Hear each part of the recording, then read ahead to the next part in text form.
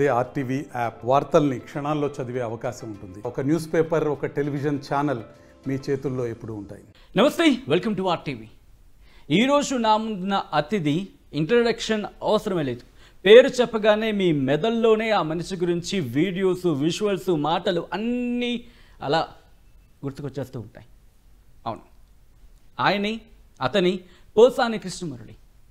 పోసాని కృష్ణమురళికి సంబంధించిన ఇంటర్వ్యూ చాలా ఇంట్రెస్టింగ్గా ఉండబోతుంది. ఎందుకు అంటే కనుక remember and I promise you, ఈరోజు ఇంట్రెస్టింగ్గా ఉండబోతుంది. ఎందుకంటే ఆయన గురించి అరెస్ట్ గురించి వస్తున్న వార్తలు మొదలుపెట్టి ఆయన గురించి చాలా విషయాలు ఈరోజు ఈ ఇంటర్వ్యూలో తెలుసుకుందాం.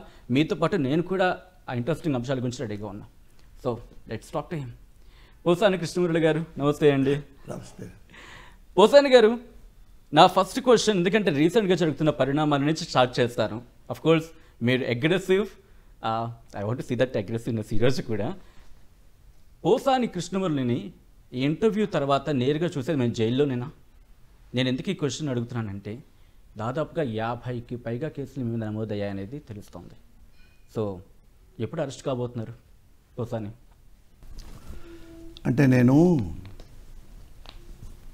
ఎన్టీ రామారావు గారి భార్య లక్ష్మీ పార్వతి గారిని కాదు, పోసాని కృష్ణమురళిని. నేను నిజాయితీపరుడై ఉండి, తెలివితేటలకు కలవాడై ఉండి, వెన్నుపోటు ద్వారా చనిపోయిన ఎన్టీ రామారావుని కాదు, పోసాని కృష్ణమురళిని. ఆ నలుగురు సినిమా టైటిల్ చూసి ఉంటారు. ఆ నలుగురు ఏంటంటే, ఒకప్పుడు నలుగురు దొంగలు, ఒక పురోహితుడు, పండితుడు, జ్ఞాని, బ్రహ్మజ్ఞాని సమేతుడు, బ్రాహ్మణుడు. ఒక బ్రాహ్మణుడు యజ్ఞం కోసం ఒక మేకను తీసుకెళ్తున్నాడు. నలుగురు దొంగలు ప్లాన్ చేసి ఫస్ట్ ఒకడు వచ్చి, సార్ కుక్కని తీసుకెళ్తున్నారు, మేక కాదు. రెండో దొంగ, కుక్కని తీసుకెళ్తున్నారు, మేక కాదు. కుక్కని తీసుకెళ్తున్నారు, మేక కాదు. కుక్కని తీసుకెళ్తున్నారు, మేక కాదు. అనగానే పంతులు నలుగురు పెద్దవాళ్ళు వచ్చి, కుక్క కుక్క అంటున్నారు, కుక్క కామాలి ఇది, చి పో అని వెళ్ళిపోయాడు. ఒక్కడే వదిలిపెట్టంగానే నలుగురు ఆ మేకని కచా కచా కచా నరిగేసేసి భోంచేశారు. ఇక్కడ కుక్క ఎవరు, మేక ఎవరు చెప్తున్నా. అలాగే ఇక్కడ నలుగురు దొంగలు చెప్పాలిగా ముందు.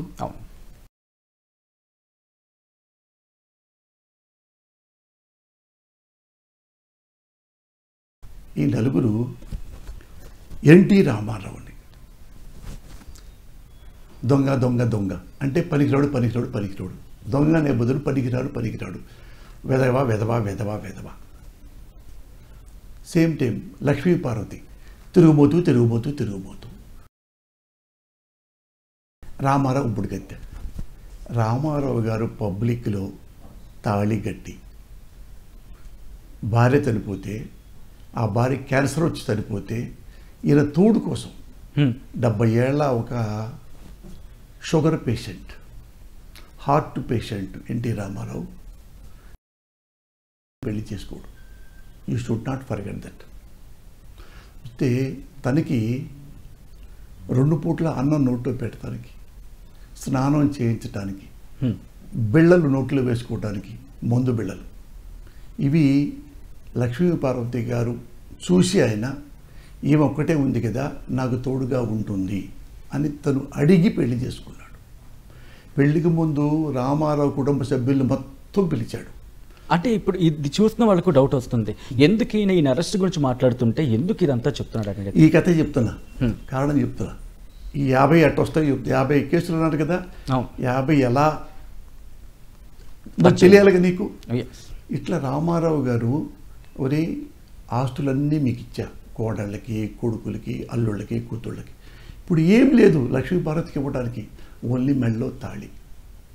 నాకు తోడు కావాలరా, మిమ్మల్ని అడగలేనుగా, నాకు స్నానం చేయించాలి. ఏ కూతుర్ని అడుగుతాను, ఏ కోడల్ని అడుగుతాను, ఏ కొడుకుని అడుగుతాను, మీ జీవితాలు మీకున్నాయి. అందుకని ఆమె నాకు ముందు వెళ్ళి ఇవ్వటానికి, నాతో మాట్లాడటానికి, స్వాంతన తీర్చుకోవటానికి అని బతిమిలి ఆయన దగ్గర రావటానికి వెళ్ళాను. ఏమో అమ్మాయి రేపు ముఖ్యమంత్రి అవుతామో, పెళ్ళైనా కానీ ఇద్దరు రోడ్డు మీదకి వెళ్తే ముఖ్యమంత్రి అయిపోయాడు ఎలక్షన్లో. ఆమె ఎక్కువ రామారావు గారు మాట్లాడలేకపోయారు. ఎవరు గంట మాట్లాడాడు, 10 నిమిషాలు మాట్లాడితే 50 నిమిషాలు లక్ష్మీపార్వతి గారు మాట్లాడింది. రామారావు గారికి ఇలా మీరు ఓటేయండి. గెలిచారు. గెలిచిన తర్వాత ఇందులోకి ఎంటర్ అయిపోయాడు చంద్రబాబు నాయుడు గారు. చంద్రబాబు నాయుడు గారు కాంగ్రెస్ నుంచి ఓడిపోయాడు. రామారావు తిట్టాడు ఎలక్షన్ ముందు, నేను ఓడిస్తానని. అయినా వచ్చాడు, వెండుపొడి పొడిచాడు. పొడిచి ఊరుకున్నాడా? పదవించి ఊరుకున్నాడా? లక్ష్మీపార్వతి మళ్ళీ వస్తుందేమో చెప్పి లక్ష్మీపార్వతి ఈ 4 దొంగలు ఉన్నారే అన్నట్టుగా పేపర్లో రాశారు, అన్నట్టుగా టీవీలో చెప్పారు, లైవ్ పెట్టారు. లైవ్లో 30 ఏళ్లకు ఒక అమ్మమ్మ నాయనమ్మ వయసు ఉన్న మనవడితో ఒక అమ్మమ్మ మనవడి అది లైవ్ పెట్టాడు.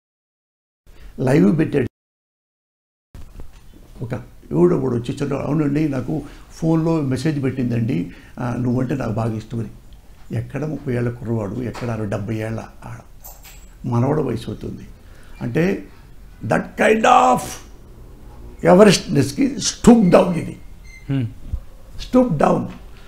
అట్లా ఈ 4 దొంగలు ఇలాగా ఒక ఆడదాన్ని అని పక్కన తోసి పారేశారు. అలాగా సేమ్ ఇలాగే ఇప్పుడు మరి 4 దొంగలు మోసాని రౌడీ గుండా అది తొక్కడా అని పెట్టి నన్ను కూడా మగ లక్ష్మీపార్వతిని చేద్దాం అనుకున్నారు. కుదరదు. పోసాని కృష్ణమూర్తి చచ్చే వరకు ఇలాగే ఉంటాడు. మదర్ ప్రామిస్లీ ఐఎమ్ టెలింగ్ యూ, ఆ టీవీ ద్వారా చెప్తున్నాను. ఎవ్వడికి నేను తల వంచను. ఎప్పుడు తల ఉంచుతానంటే నేను తప్పు చేసినప్పుడు, నేను బేవర్స్ అయినప్పుడు, నేను వెన్నుపోటు పొడిచినప్పుడు, నేను ఏమైనా కబ్జాలు చేసినప్పుడు. కానీ సారీ ఫర్ ది ఇంటరప్షన్, ఇక్కడ మళ్ళీ సోషల్ మీడియా అంశాన్ని ప్రస్తావిస్తున్నారు. సోషల్ మీడియాలో పోసాని వీడియోస్ కావచ్చు, పోసాని చేసిన వ్యాఖ్యలు కావచ్చు, వీటిని తీసుకొని ఫిర్యాదులు చేసిన పరిస్థితి ఉంది. ఇప్పుడు హోమ్ మినిస్టర్ కావచ్చు, లేకపోతే డిప్యూటీ సీఎం పవన్ కళ్యాణ్ కావచ్చు, వాళ్ళు చేసిన స్టేట్మెంట్స్ కూడా మీరు చూసారు. సోషల్ మీడియాలో ఎవరైనా అసభ్యకరంగా లేకపోతే అభ్యంతరకరంగా మాట్లాడితే వాళ్ళ మీద స్ట్రిక్ట్ యాక్షన్ తీసుకుంటాం అనేది. సో ఆ యాక్షన్లో కనుక పోసాని అరెస్ట్ అయితే పోసాని పార్టీలోనే కంటిన్యూ అవుతారా, వైఎస్ఆర్సీపీలోనే కంటిన్యూ అవుతారా? ఒక మాట చెప్తాను మీకు. నేను ముందే చెప్పా, నేను 4 దొంగలు వల్ల ఒక మేక కుక్కలా మారి ఎలా చంపారు, 4 మీడియా, టీడీపీ తాలూకు మీడియా లక్ష్మీపార్వతిని ఇలాగే ఉంపుడుగత్తని చెప్పి ఎలాగ ఆమె జీవితాన్ని నాశనం చేశారు. పోసాన కృష్ణమూర్తి అలాంటి వాడు అని చెప్పి నాశనం చేయడానికి నాకు ఏమీ లే. You are sincere. మీకు క్రెడిబిలిటీ ఉన్న ఆర్టీవీ ఉంది. మీరు అన్నారు కదా, అది అభ్యంతకరం పోసాన అంటాడని. ఒకటి చెప్పండి ఎగ్జాంపుల్. పోసాన కృష్ణమూర్తి బేవర్స్గా మాట్లాడాడు, రూత్లెస్గా, ఎథిక్లెస్గా, మోరల్లెస్గా. ఇది కేవలం కావాలని ఇంటెన్షన్గా పలాని వాడిని టార్గెట్ చేసి తిట్టాడు అనేది ఒక్కటి చెప్పండి. ఈ టీవీ సాక్షిగానే ఆంధ్రదేశం మొత్తం ప్రజలకి, నారా చంద్రబాబు నాయుడు గారికి, నారా లోహిత్కి, ది గ్రేట్ పవన్ కళ్యాణ్కి, అందరికి ఎప్పుడే క్షమాపణ చెప్తా.